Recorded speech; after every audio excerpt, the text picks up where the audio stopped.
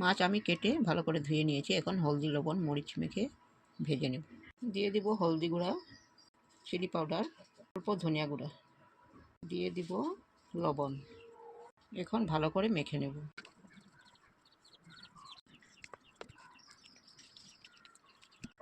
হলদি লবণ মরিচ ধনিয়া গুঁড়া দিয়ে আমি ভালো করে মাছটা মেখে নিয়েছি। এখন ভেজে নেব।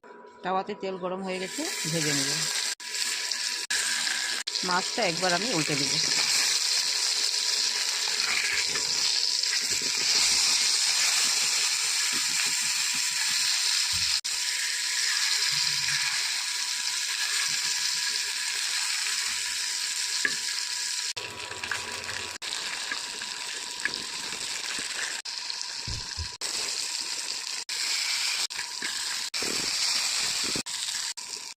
মাছ ভাজি ভালো করে হয়ে গেছে, এখন আমি নামিয়ে নেব।